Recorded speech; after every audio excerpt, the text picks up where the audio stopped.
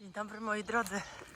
Przedzieramy się tutaj przez te gęste lasiory z dolarkiem, żeby nakręcić dzisiaj dla Was film o bardzo wyjątkowej roślinie.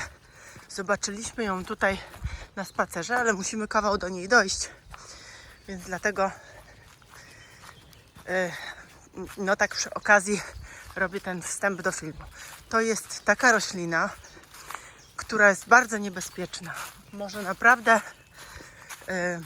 zaszkodzić, niewłaściwie dawkowana, może bardzo poważnie zaszkodzić naszemu zdrowiu, ale z kolei wtedy, kiedy się wie, jak ją dawkować i jak z nią obchodzić, może nas uleczyć z najpoważniejszych chorób. Kiedyś stosowano ją nawet ponoć na ukąszenia żmij i zatrucia arszenikiem.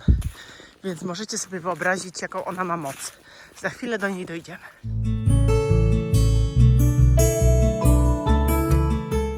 Jesteśmy, kochani. Doszliśmy. Pokażę Wam, co to jest za fantastyczna roślina, ale tak jak mówiłam, uważajcie, bo ona jest bardzo silnie działająca i to nieumiejętne stosowanie może doprowadzić naprawdę do poważnych uszkodzeń różnych organów, wątroby, serca, nerek, więc trzeba naprawdę postępować z nią bardzo rozważnie.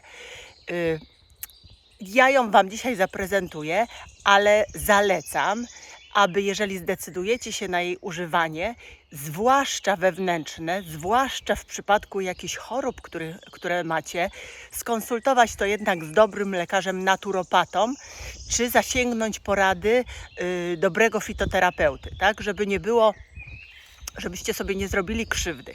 Natomiast, jak mówiłam, to jest mała roślinka, ale ona może nas wyleczyć, nie wiem, z epilepsji, z łuszczycy, z cukrzycy, z reumatyzmu, z pasożytów, z chorób autoimmunologicznych, z nowotworów. I tak jak Wam mówiłam, kiedyś używano ją wtedy, kiedy człowiek został ukąszony przez żmiję, a nawet został zatruty arszenikiem. Więc to jest bardzo imponujące, prawda? No właśnie. A co to za roślina? To jest czworolist pospolity. I teraz właśnie Wam ją pokażę. To jest to cudo. Czworolist pospolity, zwany też inaczej wilczym pieprzem. I to jest bylina żyjąca, bywa, że i nawet, moi drodzy, 200 lat. Gdzie go można spotkać? Można go spotkać w Europie, można go spotkać w północnej Azji. W Polsce on jest charakteryzowany jako gatunek pospolity, chociaż ja na przykład go wcześniej nie widziałam tutaj w moich lasach. Natomiast on rośnie właśnie w żyznych, wilgotnych lasach, takich, w których jest wysoki poziom wód gruntowych, bo nie znosi suchego podłoża. Tu jest taki las, naprawdę, bo to są te stare lasy takie, które pamiętają jeszcze nie wiadomo jakie czasy. W każdym bądź razie on ma tutaj dobre warunki do bytowania. Często mamy go też w swoich ogrodach, nie? Tak, ja akurat nie, ale wiem, że słyszałam, że właśnie czasami bywa w naszych ogrodach sadzony. Kwitnie kiedy? Kwitnie od kwietnia do maja, a potem pojawiają się, to wszystko tak w tym roku się pospieszyło, ale zobaczcie, potem pojawiają się, dobrze, o, mamy. Potem pojawiają się owoce. Owoce, które podobnie jak kłącze i podobnie jak ziele, czyli przypominam, żeby znowu w komentarzach nie było uwag. Ziele to nie są tylko liście, to jest łodyga, liście i kwiat, tak? To jest ziele. Więc owoce podobnie jak kłącze, czyli ta część podziemna, ten pęd podziemny i co ja tam mówiłam? Czyli owoce, ziele i kłącze, czyli w zasadzie wszystkie rośliny my wykorzystujemy, czy możemy wykorzystywać w fitoterapii. Teraz Wam coś pokażę. No, widzicie jaki mój piesek jest szczęśliwy? Bo właśnie się wytarzał przed chwilą. Aha, no, wytarzał się tutaj ładnie w listkach, teraz się otrzepnął i idzie dalej. No taki był szczęśliwy. Chciałam Wam pokazać jak się tarza, ale niestety nie włączyłam dobrze kamery, więc się to nie nagrało. Ale to był niesamowity widok. Czworolist należy do rodziny liliowatych, czyli właśnie takich roślin, które są bardzo chętnie uprawiane w naszych ogrodach. I w rodzaju czworolist, czyli Paris, jest między innymi czworolist japoński, czyli Paris japonica. I on właśnie bardzo często stanowi tę ozdobę naszych ogrodów, zwłaszcza dlatego, że czworolist jest rośliną... Komar mnie ugryzł. Że czworolist jest rośliną cieniolubną, czyli można go posadzić w takich miejscach, w których inne rośliny nie chcą albo niechętnie rosną. A jak wygląda czworolist, już Wam wszystko pokazuję i mówię. Jak już wspomniałam, czworolist jest byliną dorastającą do około 30-40 cm wysokości. Tutaj widzicie dokładnie, z długimi kłączami, z których w dół wyrastają krótkie korzenie. No tutaj kłączy nie zobaczymy, ale one są pod ziemią, ale w dół wyrastają krótkie korzenie, a w górę właśnie wyrasta łodyga. Łodyga, która jest prosta, jest wzniesiona i jest ulistniona właśnie tylko w tej górnej swojej części. W pozostałej części rośliny łodyga jest naga, tak jak tutaj wszędzie widzicie. I na szczycie łodygi wyrastają w okółku liście. Zazwyczaj to są 4 liście, stąd też właśnie nazwa czworolist. I liście co? Liście są siedzące, poczekajcie, ciuch, są siedzące, nie mają ogonków i tak właśnie są bardzo charakterystycznie ułożone. Na szczycie łodygi wyrasta też kwiat. To jest taki również charakterystyczny kwiat, który potem daje owoc. Owocem są niebiesko-czarne jagody. No muszę co jakiś czas przerwać, bo mnie tak komary tutaj gryzą, ale czego się nie robi dla moich ziółek. Dobrze. Te owoce dojrzewają w sierpniu i wrześniu, więc to jest jeszcze nie czas na nie, ale pod koniec lata będziemy mieć owoce. Czworolist zawiera w sobie bardzo dużą ilość związków czynnych. I są w nim między innymi flawonoidy, głównie kwercytyna, która jak doskonale wiecie ma działanie przeciwalergiczne. Chodź tu do larku, chodź. Są triterpeny, takie jak diocyna, diosgenina, parydyna, jamogenina, bardzo wartościowe. Są skrobie, są pektyny, jest asparagina, czyli taki aminokwas. Czy ja tutaj coś mam na czole? Co chwilę mnie coś obłazi. Czyli taki aminokwas endogenny, który stanowi magazyn amoniaku w naszych tkankach, więc bardzo, bardzo ciekawy związek. I są wreszcie saponiny sterydowe i to właśnie tym saponinom czworolist zawdzięcza swoje działanie cytotoksyczne i swoje działanie antynowotworowe, bo one powodują nie tylko apoptozę komórek nowotworowych, czyli rozpad tych komórek nowotworowych, ale też hamują przerzuty nowotworów. Więc widzicie, jaka to jest cudowna, wartościowa i bardzo silnie działająca roślina. I właśnie tym związkom, które ma w sobie, czworolist zawdzięcza swoje wielorakie działanie. Czyli działanie przeciwzapalne, działanie rozkurczowe, działanie oczyszczające, działanie żółciopędne, działanie wykrztuśne, działanie przeciwbakteryjne, działanie przeciwgrzybicze, działanie przeciwpasożytnicze, zwłaszcza na płazińce i obleńce, więc naprawdę silnie działa na te pasożyty. Ale też działanie przeciwwirusowe, działanie przeciwcukrzycowe, działanie hipotensyjne, czyli obniża nam ciśnienie krwi, działanie przeciwalergiczne ze względu właśnie na kwercytynę, o której przed chwilą wspomniałam. Co tam jeszcze? No tak, ze względu na to działanie przeciwzapalne, czworolist działa przeciwreumatycznie też. Działa na wszelkie choroby. Chodź dolarek, chodź. O podłożu autoimmunologicznym, czyli te choroby z autoagresji, między innymi może nam uleczyć łuszczycę, tak?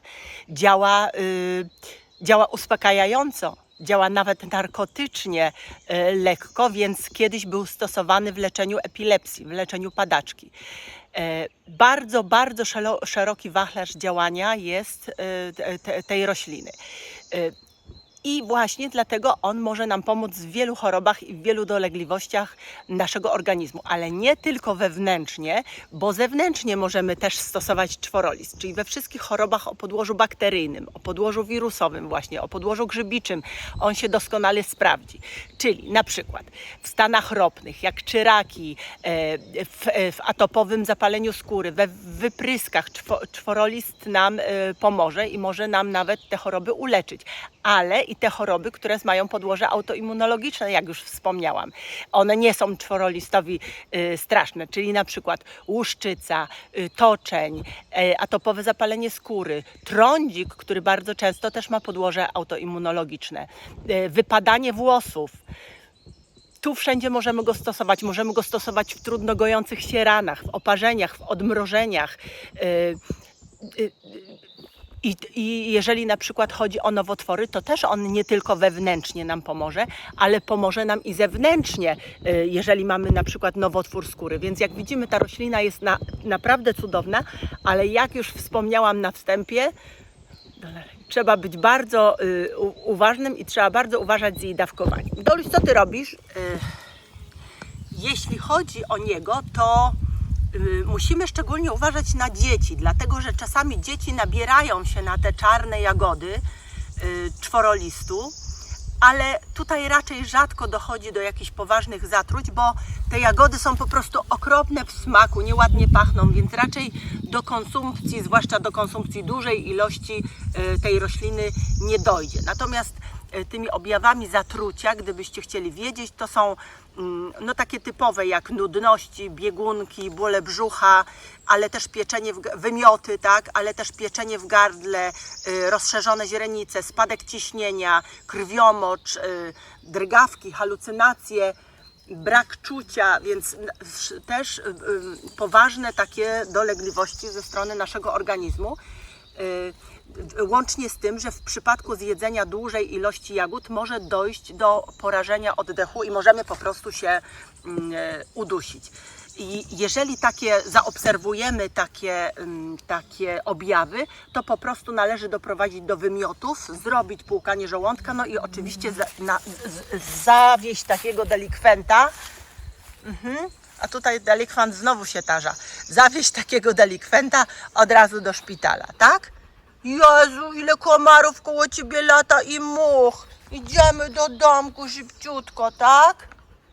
No zobacz, jaki ty jesteś brudasek. No tak. Wybaczcie, kochani, ale myśmy już musieli opuścić ten czworolist, dlatego że to jest taki las, do którego my nie chodzimy, jak zaczynają się już ciepłe dni i zaczyna się lato, takie w pełni, dlatego że on jest dość gęsty, dość duży i tutaj nie ma wiatru w tym lesie i pełno jest wszelkiego rodzaju insektów, much, komarów, które nas tutaj obłażą z dolarkiem. On też cały był biedny, otoczony przez chmarę komarów, więc my już stąd uciekamy, idziemy. Przyszliśmy tutaj zrobić tylko dla Was ten film. Co ja się tak zasapałam? Katarzyna, coś tak zasapałaś? Zaraz będę znowu mówiła, dlaczego Pani mówi o sobie Katarzyna w trzeciej osobie? No bo mówię.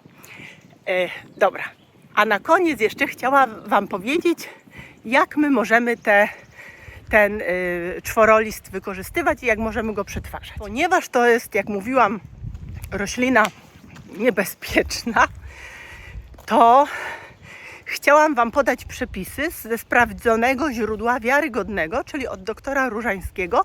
Takie 3 przepisy na wykorzystywanie tej rośliny w rozmaitych recepturach, tak? Czyli to będzie napar. No nie mogę, ja wiem, że Was może denerwować ten film, ale przysięgam Wam, że wszędzie mi wchodzą te komarzyska. Dobra, 3 sposoby, czyli napar, nalewka i syrop. Uwaga, zaczynam od naparu. Napar robimy w ten sposób, że bierzemy 5 gramów surowca, czyli czworolistu i 100 ml wrzącej wody. I zaparzamy to 40-45 minut, więc najlepiej po prostu zaparzać to w termosie, no bo wtedy jakby to wolniej stygnie i cały czas gorąca woda z materiałem roślinnym pracuje, tak? Więc tak to robimy. Potem to odcydzamy i taki napar pijemy. Pewnie go coś gryzie. Dolarek, chodź! I taki napar pijemy 4 razy dziennie. I teraz uwaga, uwaga, nawet Wam napiszę tutaj na dole, bo chcę, żeby to wybrzmiało. 4 razy dziennie po jednej łyżce, czyli 15 ml, tak? Nie więcej. Nie szklanka, nie pół szklanki, nie wiadomo co. Po jednej łyżce, tak? I kiedy się sprawdzi? Ten napar się świetnie sprawdzi wtedy, kiedy na przykład mamy zagrzybiony organizm, ale też sprawdzi się do przemywania chorych miejsc, jak już wspomniałam, zmian wszelkich na naszej skórze, tak? To możemy go stosować i na przykład do płukania włosów, kiedy też wspominałam, że przy wypadaniu włosów czworolist się świetnie sprawdzi, więc tym naparem możemy sobie po prostu płukać włosy. Teraz nalewka. I znowu proszę uważać.